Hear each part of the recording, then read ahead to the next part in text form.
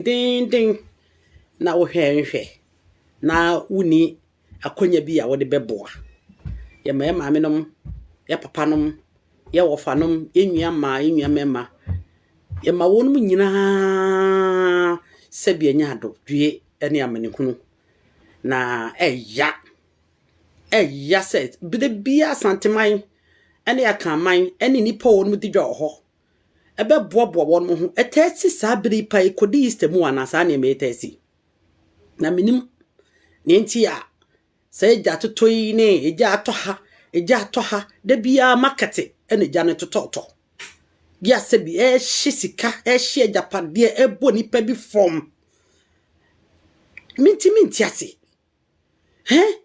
wo yesa wo ka na wanka ni ya na kofa semaba esanse obi ya ne nenti ase ne saka ne kan yetrapa de a ka me kama dwene ne so ne kan yetra ade ne ekoso adentina de bia lada ekwa Easter no na sa ne ma wi eto ye maame ne papa no ne enua no ebu ma ne mema adai na de bia won so esini twasa beye djuma abo homoden emuka bosia bo nipa no bia bo ye won mo de ye djuma ho ede ba semni ede ne si sache duma se amentumpa na ede na ekoso ebia wo so ete to bia na ebremu fa service for no onu se e wo se fa service for no so mo ye bodwuma yi ese mo make sure se baby a se jano to a ensu na mo betwe na ma no ade ne mesisi ho no moto no obi oni nimdie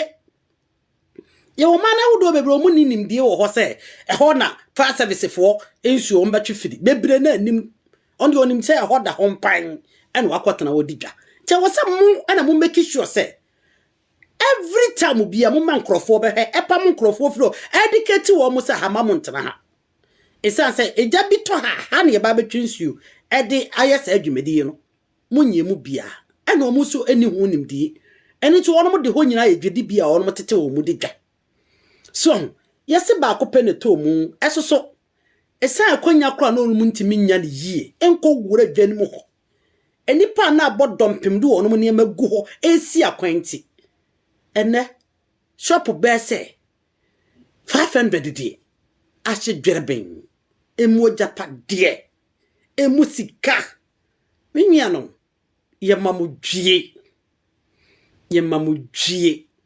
emu oya na moko na enim emu onyono se mo brem ho abrem moje ni aye adwumaden bi ma egu ono so ebi nananom egu ono so ebi no mabusion mo demu omo ana ye breadwinners ma me ne papa nom anuanom ye mamdwie na ade atoye nyina ye ni eza se ye mamu a ene ye nso ho toye esimu ya ene ye nso enya somdwie ne kobase ya ne ye nso so ye ho bekire ye se kobasa na sebi wa abusia no to wani eto wani mu no wo ene wo se wo yi no ho epa o moje ani maame no munya botere minua mema no minim se si ne so enkawa no adwuro empra mo akomante ma anya koma ya de enkonya heart attack ewiase bibia wo wiase no ye di nipadua ya na prenya ye na se nipadua da so tenkwam a ebetimi aprenya enim se emu odon ne muso ya maame no yenuanom ye papa nom ye wofanom ye mamundamirifa asemu die etin sunumu na soso mo fa munua ketwa mo ba nanu asemu nchichire mo ho re na eden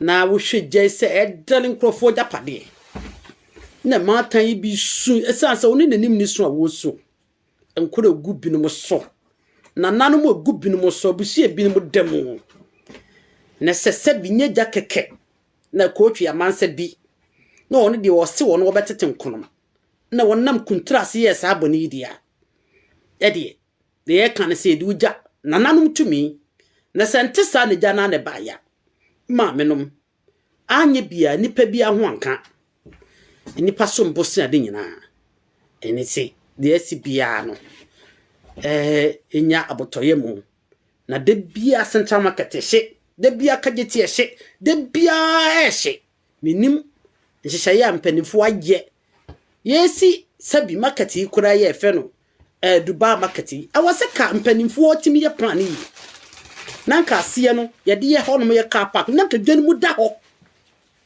nanka asie no kakraka no ho no ye be load bibia na dwan mu da ho eso ya anya ne saa minim se ne Ghana no onum te won plan ne enema ye eno anse yesiesi wo kama emfaso de pa wo so no enoso so ade na si edampan enti ada underground no awase ka mudi second layer first second layer amaka car parks se won load cars onum de abrok kwan ne ma no a onum tete kwan ho no se de be o benya space na ka ba ebinum kura tete car kwan mu ho ene tande abara yesi dan kantan si ho ase nyina so ya wesi no ya wesi ase nyina abara betime sisi pillar kase bese 8 pillars akase pa de ahodu ase no ne ya de ase nyina e car park na cars no gugugu ho no e wesi time ni nyina e wesi a lot of things no e nyina be fa ho na ka akwan ni mu ada ho na soso ade na efe kwa checheye bebire wo ho a enim eninti mpanyini yesra mo samu ye bibia eya mo nwune long lasting solution ho kakra sane be ne ma bi sesi a wose ke bibisa na ase ni nyina fire service ho edwa nte se fire service ni inside asem si age se frɛ fire fo ansa no so mu firi se so amio se dumo se hin aba awose fire wo dwom nu ha ka yesi Dubai market na ka fire ne hyase nti asem bi sesi ya na se omu de amika gidigidi ubohu ase wo no dum no ka atowa nkyema nte se ka ma eba bakura enye kesese isa sa fire fo wo dwom ho no ha edwa ati se fire ni inside adenti na wose basa won ye kuro ye etimu ye nim pa electricity eniema ebinim ye connection ya dade atwetwe fam ebinim wo ho asabi onum no onwane e wo ho so na so sabi ye tu won mofo ye kasa kire wo bebire nyai wo kokora na ne refi ebi kura so ayi edunduonu ba ye nti obu anu waso abubukane a wo kwa na refi ne wato no shop edali ato ase ya na aso adim so eninti yesere empanifo planning no enye mo yen hihye bi etesa eya mo nwene eja ho mo nwene niam a betimi amato wonchem na ekese ho na mo fa niam a yede boa no emen se edwade bia because etasi enya de asi kro na etasi na senya ye ko ha yi sa marketing kana marketing esi dwere ben hweni pa ahwere tase basa na hia fo no doso e wo manim na unemployment no yekase wo manim so si ye hwe na sa ne mo ya mpe solution amfa to be kakra o man bebo because one mo mu didwa one mo ton ade o mo kotokoton o mo ne me o man yeyi wo mo ankasa ne me o man mu ego na se basa ne edwom wo yihye wo be kwa akra kantamato na hyedwere ben na shop bese 1000 na se ebia so yesika na yede hye eye job shop no obu akwa sika wode ekura sa shop no abro 3 billion ebi de abro 5 billion na se ye hema da bi we koso da bia na bia dwom wonko a enipa omu didwa ono wono sika didwa bese almost percent ye bia 4 trillion na ni nyina ahye at once eba ne sa o ma be de ewura ne eniti ye besere mpanimfo so munye nhyehyɛ pa ekina bi no bebi etesa no matimi asolve no immediately na nkofa to wanchema so amfa ma timi ma menua no nyina ya tikumase so bi ne so ho didwa na enne ato wanchema tesese ye nyina ye hwe bi enso no gudjam meso agyae because me ye dwadi ni ba meso agyae enim sane ye ma menim sifa bre asa no won mo sako o ma no no mo nana no mo no won ma no na so obi kan hasem yete ya na yedwa ye ho si e wotumi bi e de betu fanyam afa wie madum gya ni nyina ka ye na so entumi manisa enti e ma mo de me fa ebio so enua be ma Apia Stadium. Apia Stadium. Mechiao. Am gidi ye se ohun ye pa. Eya me se ohun se o ye video bi to ho. Ama video no me be commenter wase. Na me botaya me de commenter wase no nye se Apia Stadium. Me pe o na kanse mu a cho debi. Minimum fritete. Na so me nka wasem da. Na mom wi asempani se obi twasa ye tobi omunim so no machi achia. Ti tobi a wa wo hunu no achi no. Na wo tere ne sa. Esa wo twa di achie wo na wasa aba wachi abonkompa akohe. Munhwe ye. Mo asantefo no bi no. Munhwe ye. Politics ento onipa identity. Sa wompo kodwan amanyoko bi. Na obi kodwan amanyoko bi a. Still no enkyere se wayera wadwene. Amanyoko nto nipa dwene. Amanyoko eyesa wo kyere wadwene. Se me de me ho badwone amayoko yi sa se me gidi yesi sa amanyoko yi so no betumi mu o betimi aye omoma akonkan nti na me don sa amanyoko no. Enya tanie. Enya ahoto. Ti sa woni amanyoko ba ko yi enya dwene a enya tanie. Utimi kyere wadwene. Eya Africa ni Ghana nko a na awa amanyoko bi anasi anadimu a. Na obi edo obesi wodi watem na oto ho eye Ghana nko a. Na won mo ye sa ne man titiru bebere. Eye yenua no ndisifo maka na eno kora nso. Yeti krom ha ye hwede nipa bebere ye. Ahoto ene eye ene soritia bebere no ede ya na mbenya film. O Apia Stadium betena ho. Ma sebia nya do sebia braw. O bebie wa no eka se obi kasa ohuru do enhuru so ne by force obi ahye wo so onkasa Apia Stadium.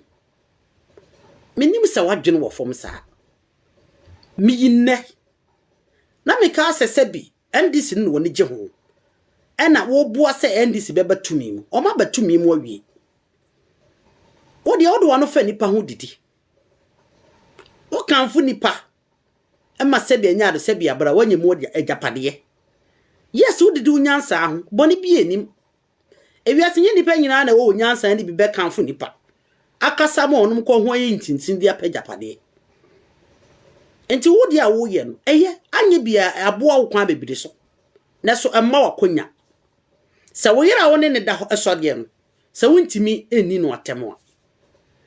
Woni ho kwa se obabo nti bi dia santini baby atem. Enti abese e ka kire wo se. Hweyie ne baby a wo horo de ban. Se wo ye ho krobodu se ya. Yesu ebeye ho chiame baafo a kire wo. Apia Stadium. Oyi ohun krobodu sei. Ye be ye hu chiame baafo a kire wo. Obi anya wo hwe. Katachi Afrifa wo na ase se. MPP abemu no ye be che wo. Katachi Afrifa ye MPP ni a. Onka sebi. Won mo mbe che wo no. Ana minima dia Katachi Afrifa wa ye. Ye ti wo ma anim o. Nya se ayera. Ye tete akwantu o mtinsemi wo ha empese ye beka bi. Eza asesa wo kasa metra so awa wotia kontu no create problem magana fo ti wo kasa na wadwene ho akwachire na wayidin na nyase ye jimifo anase ntimi nkasa ana politics no anyase ye hu ne yekọ yenim ne yekọ Apia Stadium yati Ghana ona sebi enya do sebi abrawo Calvin Taylor wasesa sebi ebra sebi ona wo sie se obu asanteman Apia Stadium ona wo sie se wo do asantemane a yenya wo ne fo ni padua nyina to kwa akwan mu emakotokonyene ntia so yenya makotokonyene ka mfa wo so woni bobi ansa na esie so ya santini listo wa ne adaro mo na esie so mo ya santefo na so yeto magana mu yeti wo magana ni mu yehunu nsemu a listo wa lo mo ani bobi ansa mo kafa santefo se wono bobi ansa ka kire sebi enya do sebi abra se yewura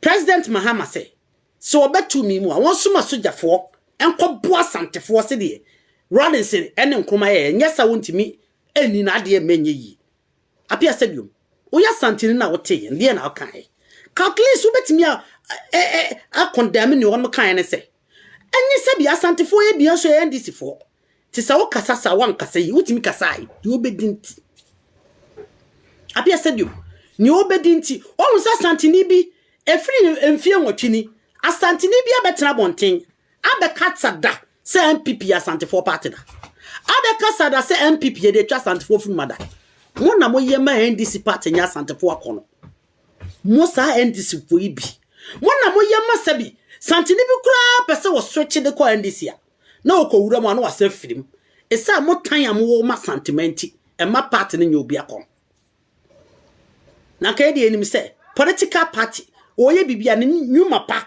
ene ye hwe na de piano ba ye mo kasa ne mo no yo ye kire a pure hatred e ma santeman ena ma wonu mu bi ko NDC ne mu a o mu ntimi ntere mo no mo firim apia stadium wotimi tena ho a Kevin Taylor odi asantefo ma asante tese wodi yatam to ye ho odi mampon henatem dwabe hene sebi anya do sebi abraw sebi di otekra wani brawo homa so tia mi namu Kevin Taylor ne ye twa pia ma ne se Freeman NDC for raffle mu nyina NDC for de ye wura ye twa pia de ma ne se kika nsem wa sebi enia no de kire sebi tia me pia stadium de na obedient de na wunya free NDC hunti apia stadium ubu wani gu so sade wa hu ubu wani gu so sade sabi Kevin Taylor nsem kakra wonte da ubu wani gu so sade o mane boama ani bobi ansansem o mka ne listo wonsem o mka no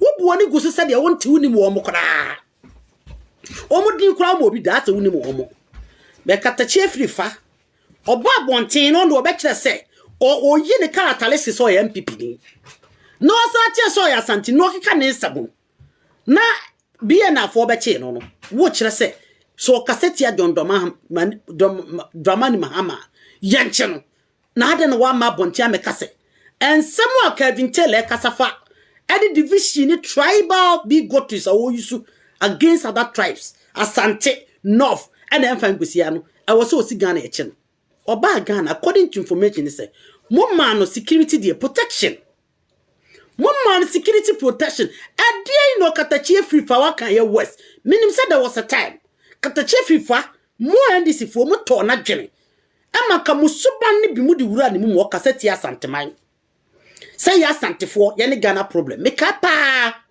ama me ko try at to na yim say katachi free fa you remember this day and cry oba kasa da we yesu esa say ya asantefo ye nhye enwan kutupa santini biele ni ho a sabi ne maame ana ye mpanifo be sore no matu ye fo say ye nkọ kansem bone ya nansem fin fanchara foforo ye ntu ye fo sa na apia stadium so hunu ye se Kevin Taylor for the past 6 years edi asantefo atem edi ye mpanifo atem na obu ani kosua egu osu se de wo hunu onyame no bedi apia stadium let's talk woni bobi ansa na o mane bo ma no edi asante atem to ye ho kansem kase egu ye so na wa mo mudi kurada ankasa nkyere o mo se munya de mo ye no onyame no obedi wo de a che wo de wo kai sa wo kaka bia ma NDC a che wo de wo kai ba ma ne hunu ani edidi atam ani sofre na ya asante fo ya sofa edi afiri sabi NDC fo bia no apia stadium me hu so waka ho asam da wo ka wa no tum NDC fo atendidie bi wo ka wa no tum ye de ye hu ye ne se waka wa no otumi ko na odidie tini ye mu bia ma okodu no eni tina ya santefo mu bia a ma okodu no de ni ye hia wo ho an se wo ya santini na ye wa santi duty na ba politics mu dia ye yi ni wo ho na sa wo ba na wo si asantini ba abeka na dwene e wo katachi afri fanchi a ache no ho na sabi wo na wo si asase wankasa yi na betena bonten e de sabi na sam de kasa ene sabi enya no no ope ya wo ne sa ne no horo so obedi no atem dia he apia stadium ya catch say ya santefo ya nya jimi fo ma ho se wonnim na wa ma bonten masam na abeka ye no wa ma me pacho I will be disability a wo de se no ho you will suffer in our hands because obi isro eyebuo no odo na mpasa odo asantema mpa ka de onua ba no kra ye no sebi anya do sebi wo si bu wani tim egu so ewo Kevin Taylor de ho ewo listo we de ho ewo omane buama ewo bobi ansa de ho no ewo se ka wotimi bu oni guso ewo ti wa de ho but ohun wo no asantema no wo do ndc sina asantema no wo yafunu ho hiawo esa sa wodi mu anyanja pade wato manyina din e de ama wo no se ne be obe impress wo mo obi ani uni hu problem o also santini bi asore abaya wo hu shoulder anada kan wo wasama kan ensemunu bi akere wo da esa se yete ne ma ase yate ase se baby obi didi ho no yense ho opa Mr. John Dramani Mahama semwa adai oye nipa ndc na opa ndc ye party say MPP no a se ba omia do no so support ba omia no equally ba omia so ye nipa enti santini bia nu oba be ka kire say adenti na oye ndc ni obi aka bi akere wo da won say one more TikTok issue. Yashada yo who show say na Pia Stadium. Oya Santini and ONDC because Asante-Fo ONDC no. And also seen the whole voter region. Asante-Fo NDC for also seen the whole voter region. Ye to about you. Kane non te se ne. Wo didi ho a obi ala nsi kwan.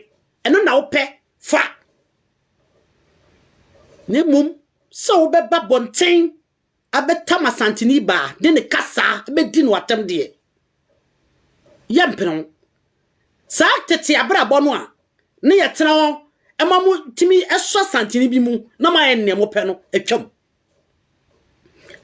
sa abrabọ no etwam asanse te bia tete no esa babio yempene mo obi mfa Santini bi anya ne ope yenya Santini bi ama emfa ma Farisifo bio na ya nto Santini bia so mfa ma ne tanfo bio ensi o your politics a hwese your politics eye so be your politics na mu makofa nipa no se ne kasa na emfa nkosia o ye no on se nya politics for na fa you ndc for mfa watem na kan you know ndc for post to one page so eye nkrofo bia won mo ye domafo binom e na ahye the screenshot because of so mo pass Asante-Fo do o matemti na me wo kan ye no se nipa no wo kodi ma na Asante-nti asama wo kan ye no matam wo na ase Asante-ni be wato Asante-Fo de amado Asante-ni ba de amado ma fo so mun natam ndc ni me support ndc fo bia no maba abatam wasam no de akoto platform so because e wu hia wo no they have a lot of things to deal with but wasam na ba bonte be kan ye no eye domafo ne na o mo chene ne de ama o esa sasa na no pe no Apia Stadium, mind your language.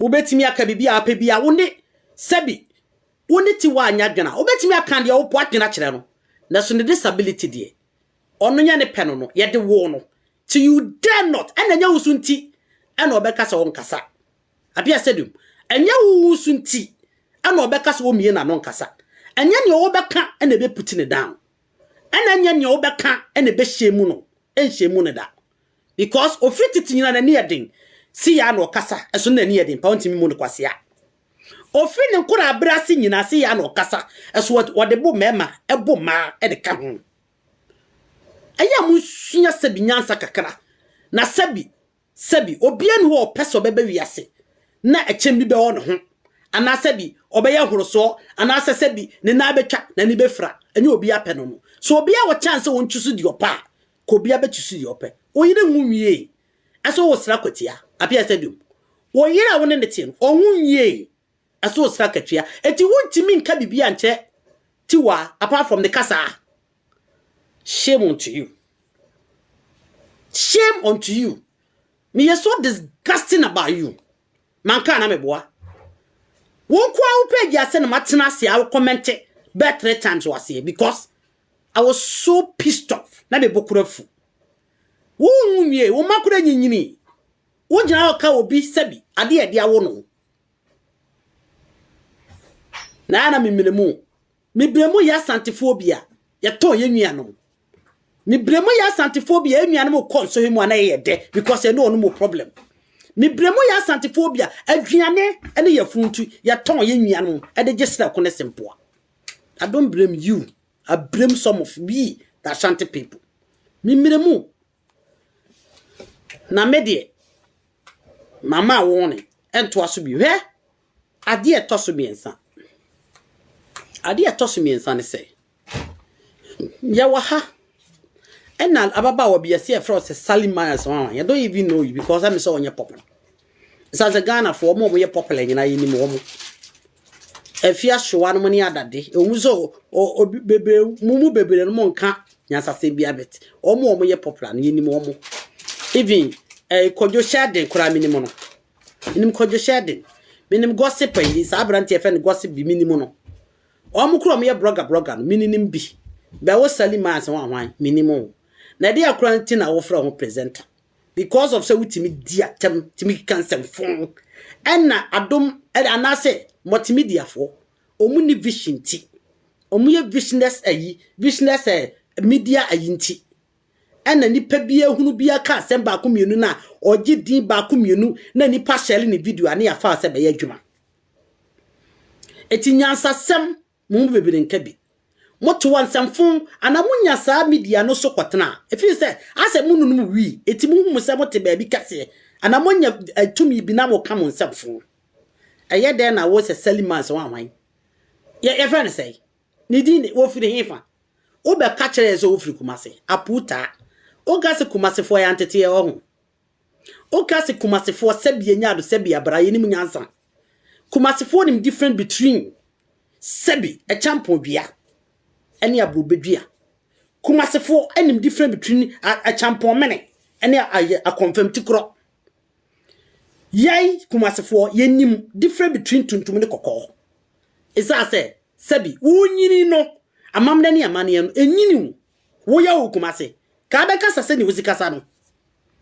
Ah? Kawunu yona woya wasa TV station, kabeye. Yangu Kumaseda, unye Kumasini. Ufri baby ne betana ho. Salimans wan ufiri baby and a better Kumase ho. Wo tra ho so anche and apake sebi nkras sebo na ade konkran. Eno an say na amene. Ade ne media houses maba munni mu lemu. Chasa mo de mo tribalism se no. Ene mo hatred ne bitterness no adu media work nim. Ase lady bia ono oba ye na obo na nim pons ha. Oye adwuma wo Joy FM. Oye gmo na first me hu no oye anwunani lady no na ha enkwa no obopons asem enhu no me be fini di de say and I was wapo and I was bit asante bitterness and hatred sister obian for so say nye wudi yi santini bia ne anwunani bia ni asem na mo and as yan hwe mu bi individually mu bia bra bod ne mo nsem keka na santini ehun nyansa na okaka tie ne nwa anwunani Watanya mode shankrofo mu no onyankopon betwa magusase na munyini mpo no mahemo nana no otan na yankwati a sa na nanse yesi obi de se afia pokuo so han tese menimu ade akoso ye esi we ahiafo nye hu ofin ye ni bi na so no sankrofo we mu no me consider me akwa me to am say sabi me ya santini so me ye ne me consider me senya mo yonko ne me ene ba ku bi a no to ha wo so call law school even say ba ku bi no ne no obokin di no mo na mo bum ho se mo yobi because mo free say kanenu anan krofo wo TV so no kanenu ana GBC ne TV3 ba foforo mo saretin krofo ye adwuma wo TV so no busa wo bia sabi na ni afi kakra busa wo bia wo wo mo kora akohia no hene wonkohia no wo bia na o kan news e wo TV so a na ho siesie ye mo hyekaba ne street o mo kan no nsia kaseabo ye mo di o mo huni presentable o mo no kasa hwehweham o mo fo no hunura ahensem mu eti wo mo kora te se na wo po mo kora ahye wo no ene mum be ze krasi ni baby ani akofa na betena media ho se mo na gushi ase mo na guchi na ese abna pokua ase wan hwan obopon so na gina na ha ne na ha yesi media personalities na media schools na mokoye no 6 month schools na mokoye no eno pom from ho professionals sa na kire mo na Ghana ho ye o media border media ni bi misinformation as a defamation. One mutimi send letter de come adwumakuo no say I was say but because your person discipline ba media anymore na I don't think say obi ho Kane no hu obi oye media adwuma wo fere omo fa ma wo mo hu ofe wo mo di wo mo hu ni oma kusiku te brofo papa bi chinso wo kan doko ene e fa wo no mo yemi na no kwa ngohia ne ba bia ungohia they respect themselves ene aye enkrasefo adwuma Ghana Media House no aye enkrasefo adwuma they don't verify things omo nsua de wotan ya yo mumma bebre na tan asante to obetena ho no ombe kasa yakasa se ni yakasa akọ yakasa sa ni yakasa na ekọ yatoto nipa ho ni edidi atam Ghana nko na obi tu obi ho na obi di atam etimi fa so me adwuma o media because o tu nipa ho edi nipa tam ama wanya followers nti o me adwuma o media Ghana nko a Rashida Brabitias one oba ye hu obedi di atam na o ye popra obi abedi Chinjonas woye Kumawood edidi eche cameraman wanya what wanya popra but was shas edidi atem di asantefo atem tonko asantefo and woye popra because obi ani gise wudi asantefo atem ama omo obi apese o kafo de kira asantefo obi apese o hye nkrofo achi na edi asante atem enti obi o ye sa bia na omo asupport on Young John oti Kumasi o maame e wo no doma eso o maame hu sese do ha woye e no benya future de ama ne ba Young John na ko peja ne ba ne mfi doma e fa ne Kumasi eso oba Kumasi obe poye no obe ka Kumasi asante kasa kifo say ayi ede ebesi kwatra brochi memu no ene wonya no kasa obe ko ne nkrofo ayi mo hwe comment e wase hwe views o mo all because of so odi asante fo atem ene odi NDC ni mahama atem no mo trete no emi betwa moka adena no mo amna mo fo wonum mo sada eye ho se akora bi di ena sabi akora bi di tia me atem no ma shada de o matum nu so se obi disrespect o na mo spread so obi di na atem no adintina mo nye the same thing abala wo di mo ntafo ne wo di mo ayi atem fa nkoto o si dua mokokoa sa dua akora bebu abo wankasa nipa bone for remfo mo de tete Ghana ho ne mu nkrase ne ma no mo tan a mo de tete media houses ho wotanko na mo de di mudwuma all time what time ko a David wo ba social media Facebook no o preach nya preaching kra no o share nyame asem o share bible messages no dey atoni post so me David o send me friend a chepa satuma na me preach no o send nyame asem wanya popra da sabra no o send nyame asem wanya popra da obi akura hune da ba o sha se wo di atam wo to nipa ho na wo to mpanyino ho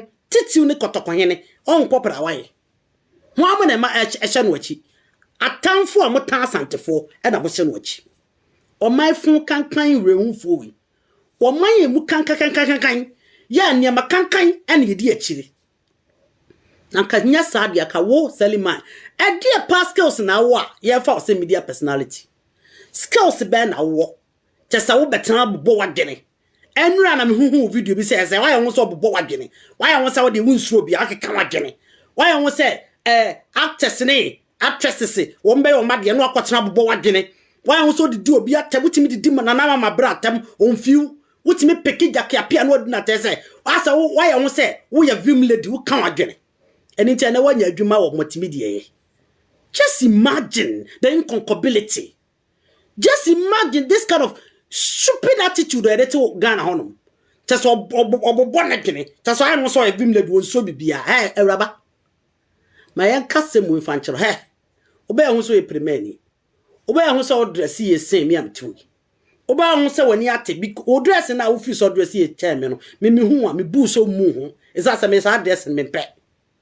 Ebi oso so menye wadwe se wani ade so bi aso walahi eye sebi ebuo bi ne yepese ye zebete no wabonten besa mo ye mo se ye nkoma an mo bu betietie fa hodie so de asante afo mo ade ya ye betche mu nyansa bi am wure mfida he Salima woni nya din se obi a mi donya meka me mame ya daka woni nya din o na ho so nya de physically emma wadwene ni civil e ka kire wo emma wadwene any media na what so no a man deceive you because a deceive you baby abegina no mpe asam to a media no be you ama ye no mienu ne no be face Ense hunu ba no.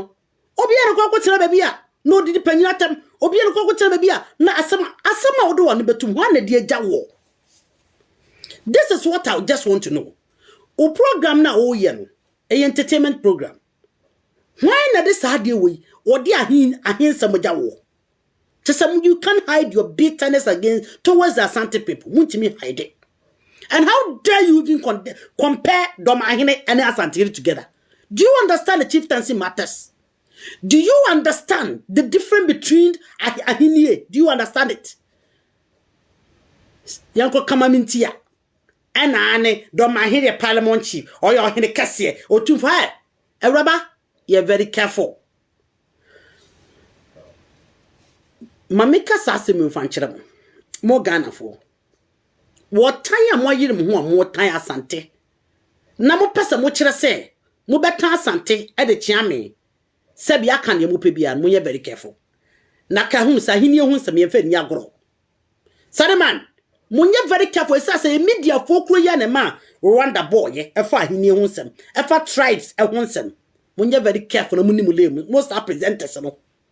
How dare you say what the Domahine a compare Otumfuo? Why the Charles Adian? Why pan the Charles? Send you what time? Look at you. What be cracked on chine? Obit to chine? Chrow, say antessa, Silana Oka. That's why you say stop on because Otane Omuno, you just want to say it and be free. Why don't you, Yeniana? Sumai never catch us, say, you will catch chieftaincy at a 793. You go kind. Okay, I didn't know. Okay, you say about to a talk our national and then traditional house of chiefs now. What is about Asante Memo Asante traditional and Asante regional house of chiefs? Sabi, yan to about and you will be a fufrubia because they have a king. They have a king. Now so other regions, no, you're to about 4 years. Ubetima about second term. Uba second term, now what do you? Do you understand? After so about traditional house of chief and as traditional councils now. About Kumasi traditional area. Yantuaba. It's as they have a leader that also represents the Asante Kingdom and Kumasi traditional area. How dare you speak like that? In your own chieftaincy act, no mono, also Otumfuo and Parliament chiefs. Have you attended school before? Have you attended school before? Huh? Have you really attended school before? I don't want to me just here. And what is the end stand for? So if there wasn't a need, so we need a Parliament chief. What has Argentina was a distinguished Otumfuo and Parliament chief? Why? Why don't you want to admit say Otumfuo is a king in Ghana? Nobody is telling you Otumfuo is king of Ghana, but Otumfuo is king in Ghana. Otumfuo hold about 77 parliaments. Abrempon kwa de yenka. What the Domahine? You're just one Parliament chief. I say the every day, if you say a time, because of be a team could travel your pen wakasa. And no for Domahine enter to your bongura. Huh? I don't know for Domahine enter to Yana. Are you stupid? Are you people stupid? I don't know what to force her. I don't want time the same Domahine now want to Yana. For Domahine to Yana. Is as a Yana, I be about 33 parliaments in session. I say, one fat Domahine to Yana. One fight Domahine to Yabura. Body your Domahine better to Asante because of hatred and bitterness. Because of hatred and bitterness you have towards Asante people. You won't some for Domahine at to Yabura. Because I'm the Otia assessing and the uncle no. But Otumfuo have all parliaments than both of them. A community in a bomb or 2 parliaments don't slow me now. What disrespect is this? Yatrawa na moya munsamf obi empese obemam obemman ne munti bu fisa moya vim esen obi monya vim so obi we can all become crazy. What the man boom na ka bu ho abodanfo yante Ghana ho enti empese e be kasem na akoye jadam na wo a wote abrochi na akoso ye tia ya ba Ghana ho a na ya be kan nsemfo sana me ba Ghana ho na me ama be kan nsemfo nti ejatom wa meti obi mentra brochi nkansem fun e man ko fa mane e mfa nkoma me nkorofo eniti na mo ye bibia na ya kan anu atomu no na esoso ye ba Ghana ho e be mo wate yenka baby a mo hye bia be mo yate en kase ensuro mo samo adwene nya yeso ya adwene nya fa sen mo ese mo be no no mo te Ghana mo timi emfa doma hene as a parliament chief in Doma traditional area and or your judge and 27 years boys are judges. 27 years boys are judges in a high court. In a high court, near even a appeal court, in a high court. You are disturbing public peace. And it is about my high court or no one a judge Johanna. Sheni padomo tigan on your judges. Our even Supreme Court. Justice some more Supreme Court. She justice or more appeal court. And or your judge. And or your judge. And so fucking what? One more two for the profession. Have you care to know? And you be two for professionals or your business. Yet, a lot of what be companies are benefiting from Otum for, including Doma, a lot of Doma people are benefiting from Otum for. How dare you make a stupid comparisons? Who taught you that? One a church musanse muamudim. Huh? Yati Ghana yehu se mafa Doma hene, and atuma buaka hene, and not to ya bongrada, and not to ya nada. But you have the audacity to compare Doma hene to Otumfo or compare Atimabu Akwahene to Otumfo. How dare you people? How dare you people? Huh? Ekwabe so na timika sentatia onu oso ekase epe. Se woni subiri wana wota na do so ama wama wo expose kura enye yi. Ade no wotan. Ade no wotan. There is a clear distinction in the Chieftaincy Act. Also Otumfo and Parliament chief. There is a distinction, a conjunction which separate. Otumfo name was mentioned as something. What kind? Chieftaincy Act 7, 3 and 5 no. Otumfo D was mentioned as something. Mampo D was mentioned. How dare you compare the Asante Kingdom to rubbish? They are all part of Asante Kingdom. The one you mentioned is named Adoma Aheno. He is still part of Asante Kingdom. Oya krabiani, ukwa bonkumfeku anakonya toso miensa. If you care to know, we will tell you. How dare you with this disrespect? Huh? How dare you? Say Salimano so you. Who do you think you are? That's how to one abubo wagine. What to one kasa kasa. Into kasa abubo wagine say, oh na Salimad your beka and on the unservy bia and all kind of boom hair. Be careful with your stupid attitude. Be careful with your primitive mindset. Is that clear? Nobody's fucking scared of anyone. Na ye nimunyansa mentina accounting fee entre soja. Enkasa meja meto Ghana ho. Enkasa meja meto santimemu. Isa se jato brumemu ato santimemu. Eja eto hafu memu ato santimemu. Eja to poye memu ato santimemu. Timentina soja na min kreti ja. Menye jimi fo. Na me ba na metimu bia metima kamadwene. Se wa o kan wadwene no. Tini emu bi wa kwantum yemfie mu no. Tina yemfi mo nsem hu na mudie no na nyeso obi siro mo anamo sem akobi ntimi nka bi nkyere mo na me kwati amete yese onua TV ase wanhwan adum TV ase wanhwan yese multimedia edi apology bia ba bonten na eya amete ase se ya santefo no ye wasi your time with this stupid attitude. Apology a wode ba bonten. What was the essence of the apology? Ya de krata amamani amani mu oboye wuradin awo krata so. Are you guys stupid or something? Ye wura ababa catch wo say what some stupid now akwa lady ne beka o no. Wode na no ni nipadua e na betena beka e. It one from nipadua metena o e me change na no. And what can waka fra wo multimedia phone. It just say it's something you have planned, something you have planned against Asante Kingdom.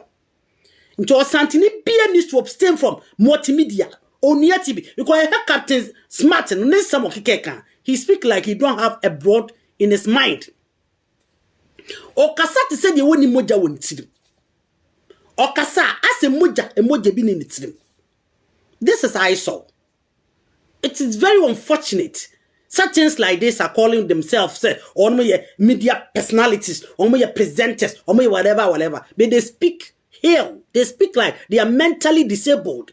They are mentally unsound. This is how they speak. And if you understand, observe for multimedia.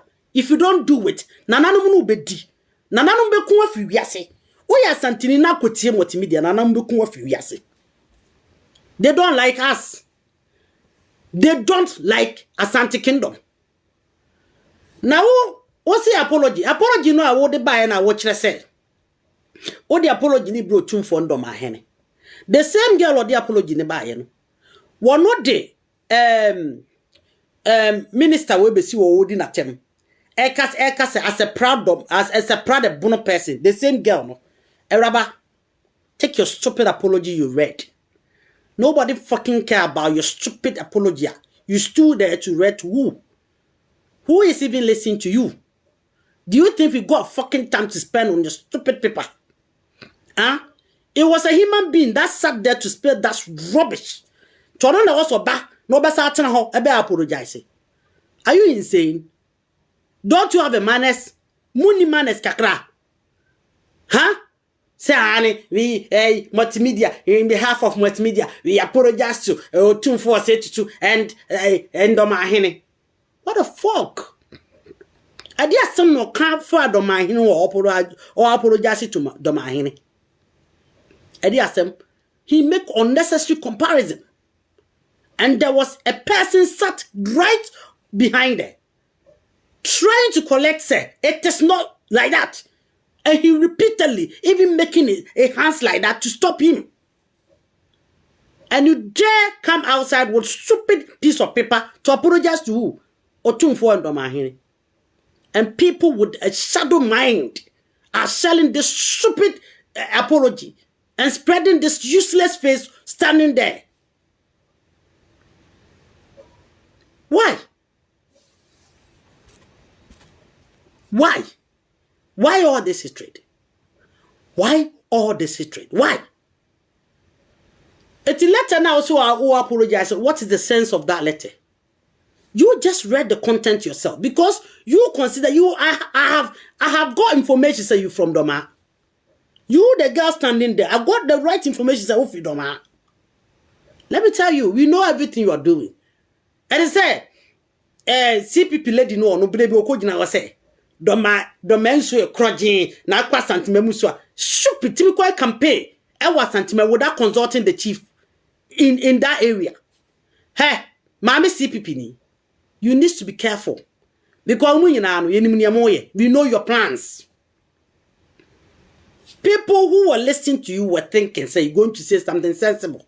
In your initial statement, people was listening. They were thinking say at least we got somebody who are sensible enough, who comes from Doma and who are coming to assure people about the previous incidents that happened in Doma festival.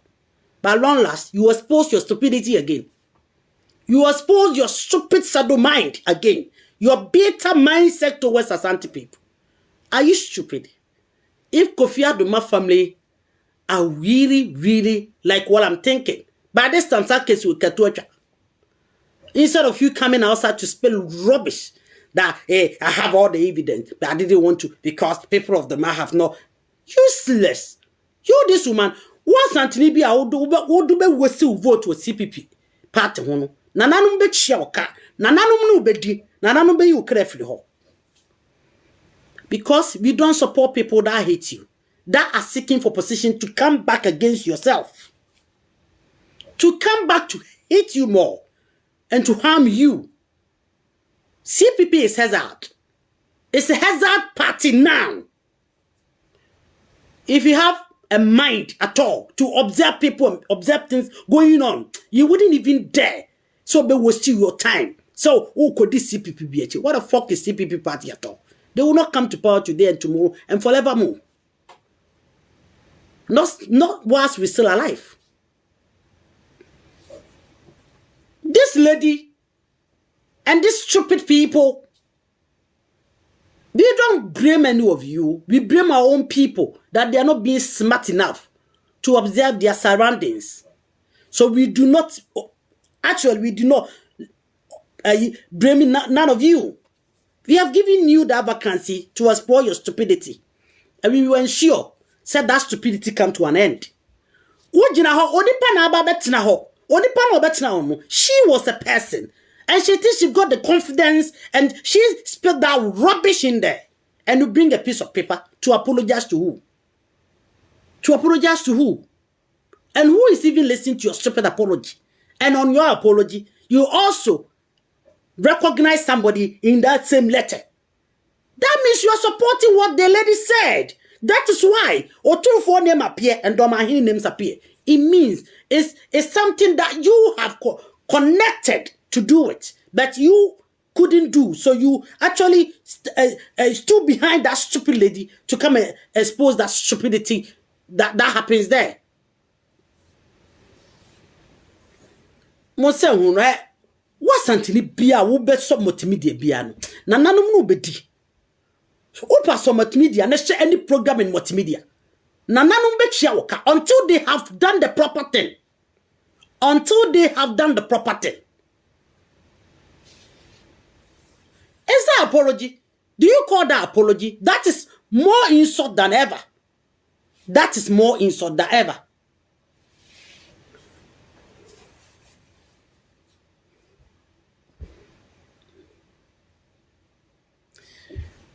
My family, honestly, like I said all the time, all of us, we can be so stupid and we can be so rude and we can be so naughty. But we are trying to avoid instigating a whole lot of things because we are not in the country with them. So we don't want to escalate anything whilst you are absent in the country. But we are not scared of them. Omo nye man si obia. Omo onufo iwonufo. Omo abasa ye obi. Omo to aye obi. Ensem hunu so yonko ba. Ebe gina ho no disrespect your kingdom. No one jare de ho. Go ahead and pick Domahin to compare to Yabonwura. Go ahead and pick Domahin to compare to Yana. Do that comparison. You cannot compare Domahin to Asantehene because Domahin is Asantehene subject. Or any subjects. As a woman, you know, say an army. Munshayi. Me basses here, chair me.